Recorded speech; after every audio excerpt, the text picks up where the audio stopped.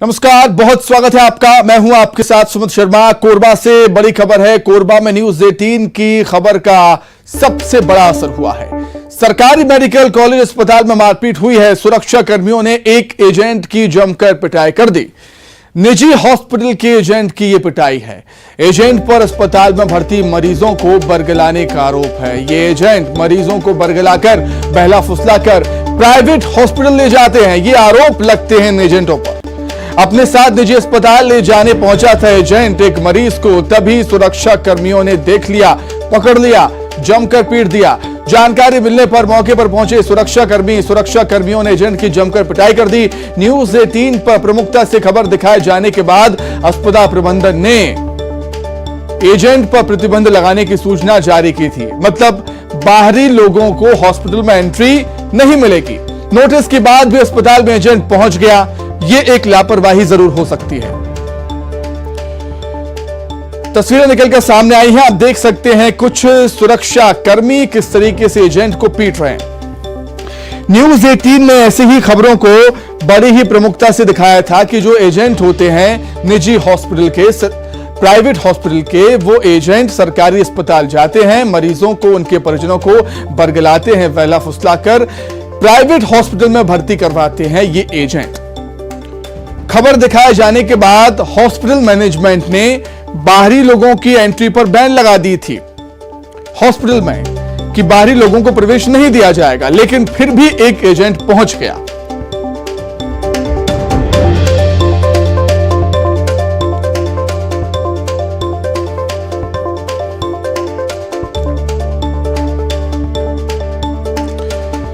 चलिए अधिक जानकारी के लिए सीधे हम कोरबा का रुख कर लेते हैं। हमारे से हो गया अब्दुल असलम हमारे साथ जुड़ गए हैं लाइव। अब्दुल, न्यूज 18 ने हमने इस खबर को प्रमुखता से दिखाया था कि किस तरीके से एजेंट सरकारी अस्पताल का रुख करते हैं, मरीजों को, उसके परिजनों को बरगलाते हैं, बहला फुसलाकर प्राइवेट हॉस्पिटल ले जाते हैं।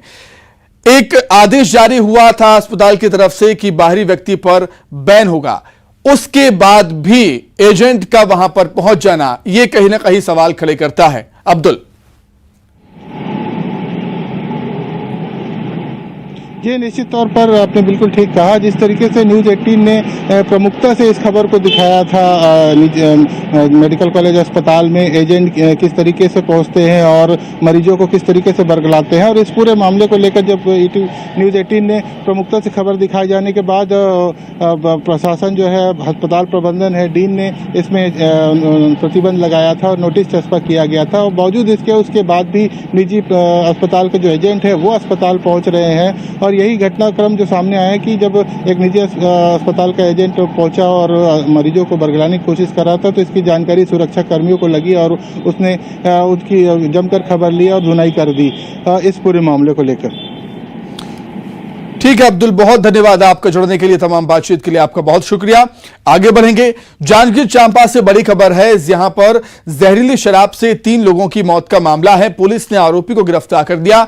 आरोपी दुकानदार को पुलिस ने गिरफ्तार किया है। नवागढ़ थाना क्षेत्र के ग्राम रोगदा का मामला है। कल जहरीली शराब पीने से 3 लोगों की मौत हो गई थी।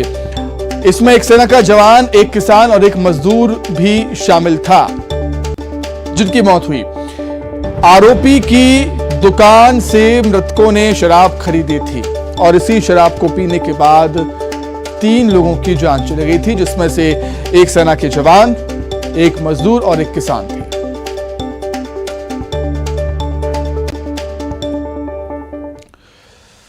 बिलासपुर से खबर है, जहां पर पंडाल गिर गया। बसपा के भाईचारा सम्मेलन में जो पंडाल लगा हुआ था वो गिर गया। तेज आंधी तूफान और बारिश होने के चलते ये हादसा हुआ।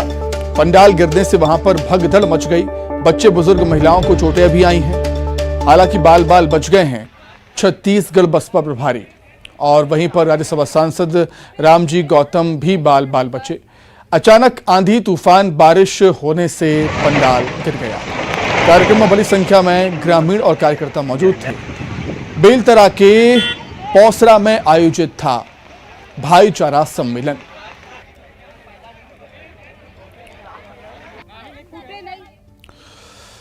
वहीं कवर्धा में गांजा तस्करों पर शिकंजा कसा है। अवैध गांजा के खिलाफ पुलिस ने बड़ी कार्रवाई की। कार से गांजा तस्करी करते आरोपी गिरफ्तार हुए। गांजे की तस्करी करते एक आरोपी को गिरफ्तार किया है। एक फरार है। आरोपियों के पास से 1.5 क्विंटल गांजा जब्त हुआ। जब्त गांजे की कीमत करीब 14,78,000 रुपए बताई जा रही है। पिपरिया थाने के पालीगुड़ा गांव का ये पूरा मामला। नशे के सौदागरों पर नकेल कसी है। यहां पर पुलिस ने कार से गांजा तस्करी करते आरोपी गिरफ्तार हुए। हालांकि एक आरोपी फरार है जिसे पुलिस ढूंढ रही है। 1.5 क्विंटल गांजा जब्त किया है पुलिस ने, जिसकी कीमत है करीब 14,78,000 रुपए।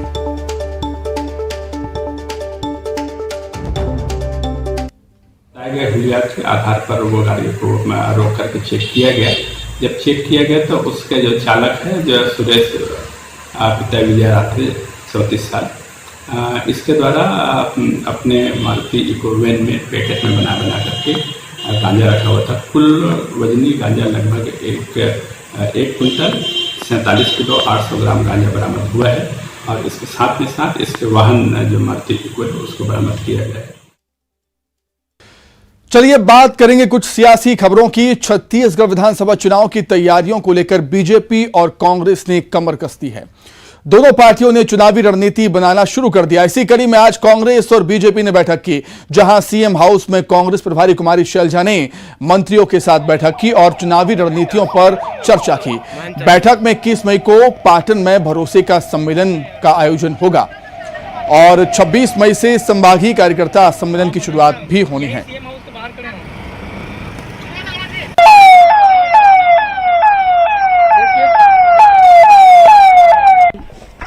बैठक आने वाले चुनाव को मद्देनजर रखते हुए और उसकी तैयारियां, संगठन की तैयारियां, जनप्रतिनिधियों की तैयारियां, मंत्रियों की जवाबदारियां, इन सब के संदर्भ में चर्चा हुई और आने वाले समय में हर संभाग में कार्यकर्ताओं का सम्मेलन होना तय हुआ है और उसकी तारीखें तय हो रही हैं। संगठन में बदलाव पे भी कोई चर्चा हुई क्या सर? क्योंकि नहीं, काम के बैच का नाम एक औपचारिकता बस बच गई है। ये चर्चाएं होती रही हैं। अभी कर्नाटक चुनाव के बाद मैं समझता हूं कि जो भी ऐसी बातें हैं, कर्नाटक चीफ मिनिस्टर की घोषणा के बाद, मंत्रिमंडल के बाद में अगर कोई ऐसी बातें होंगी तो सामने आएंगी। सर, मुख्यमंत्री ने कहा था कि कर्नाटक चुनाव के नतीजों के बाद में जो है, जब कोई प्राणी हिंसक होता है और वो जख्मी हो जाता है तो ताबड़तोड़ और हमले करने की कोशिश करता है। ईडी के छापे भी पड़ेंगे। क्या ईडी के छापे भी से किस तरह से निपटना है उस स्ट्रेटेजी पे बात हुई? सब चीजों पे बात हुई। कांग्रेस के संगठन की स्थिति, जनप्रतिनिधियों की स्थिति, मंत्रिमंडल के साथियों की स्थिति, प्रभारी मंत्रियों की स्थिति, प्रभारी मंत्री के दौरों की स्थिति, कि हर महीने प्रभारी मंत्रियों को अपने प्रभार के जिलों में एक बैठक लेनी ही है, कार्यकर्ताओं से मिलना है। ये सारी इस प्रकार की बातें हुई। ईडी की भी बात हुई, किस तरह से वो बदनाम करने की कोशिश कर रहे हैं, दबाव बनाने की कोशिश। तो कांग्रेस की इस हाई लेवल मीटिंग पर अधिक चर्चा करने के लिए सीधे हम रायपुर का रुख कर लेते हैं। सहयोगी युगल तिवारी जुड़ गया हमारे साथ लाइव। युगल, चुनावी साल है, मंत्रियों का दौर चल रहा है, कांग्रेस की कोशिश है कि सत्ता और संगठन में तालमेल बना रहे।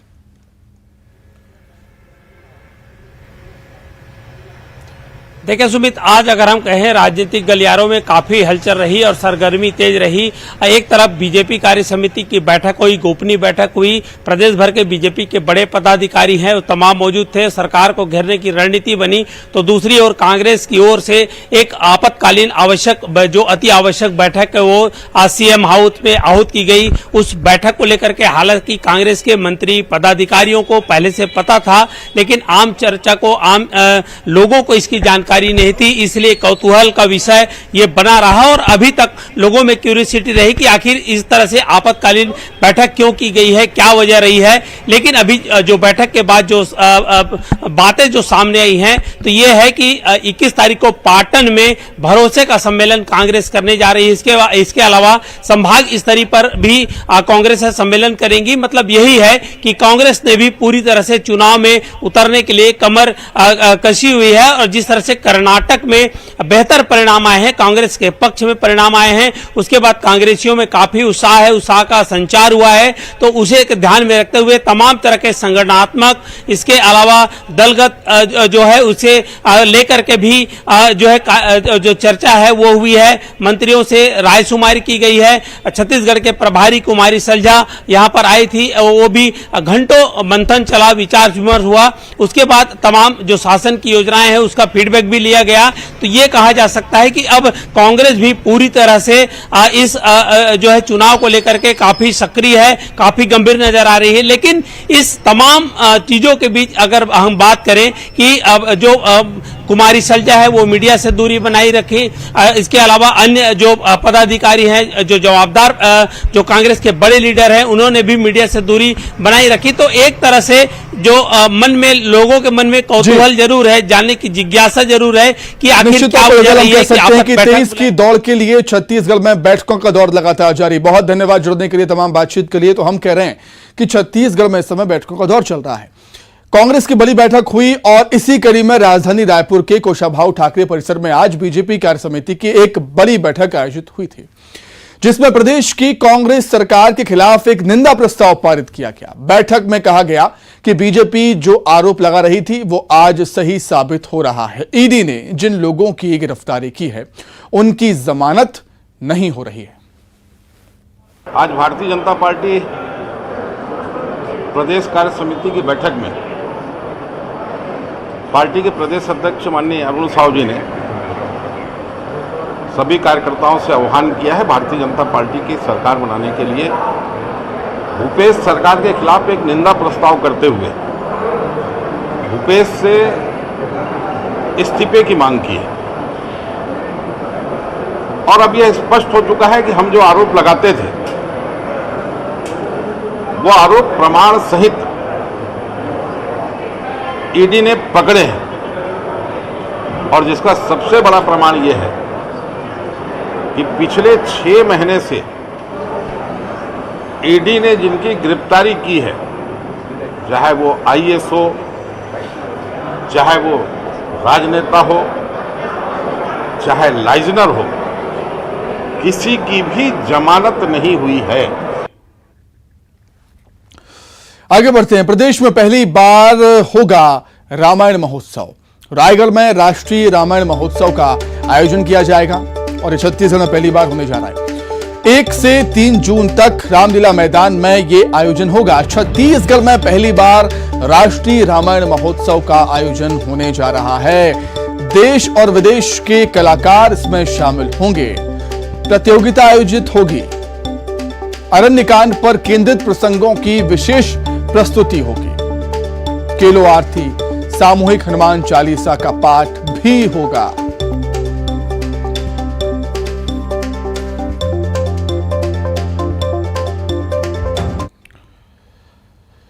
दुर्ग से बड़ी खबर है, जहां स्पेशल हैवी चेक चोरी करने का मामला है और पुलिस ने इस मामले में 4 आरोपियों को गिरफ्तार किया। आरोपियों में एक नाबालिग भी शामिल। भिलाई से रायपुर के बीच बन रहे डबरापारा ब्रिज में उपयोग किया जा रहा था स्पेशल चेक। आरोपियों में 2 निर्माण करने वाली कंपनी में गार्ड के रूप में काम कर चुके हैं। जब्त जैक की कीमत करीब 10 लाख है। पुलिस ने चोरी के सभी सामानों को जब्त कर दिया है। भिलाई 3 पुलिस की कार्रवाई।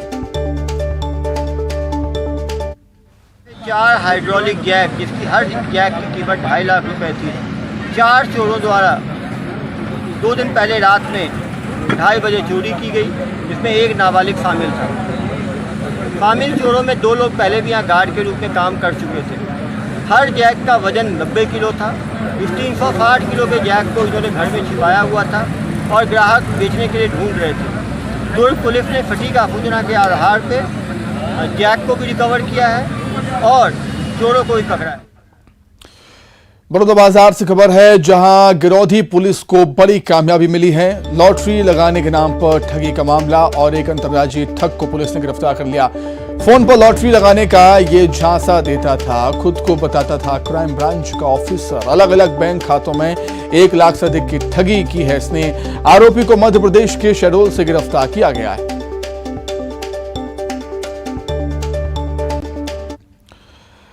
खबर जांजगीर चांपा से, जहां फर्जी दस्तावेज से जमीन बेचने का मामला है। फर्जीवाड़ा करने वाले 4 आरोपी गिरफ्तार हुए। जमीन बेचने के नाम पर 35 लाख की धोखाधड़ी की। आरोपियों के कब्जे से 31,000 रुपए बरामद हुए। एक स्कूटी और फर्जी दस्तावेज भी बरामद कर दिए हैं पुलिस ने। चांपा थाना क्षेत्र के भाटिया कॉलोनी का ये पूरा मामला।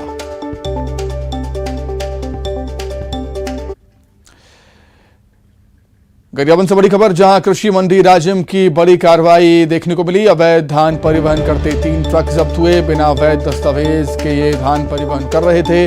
कृषि उपज मंडी राजिम ने बड़ी कार्रवाई की है। धड़ल्ले से कूचिया कर रहे हैं धान की खरीदी।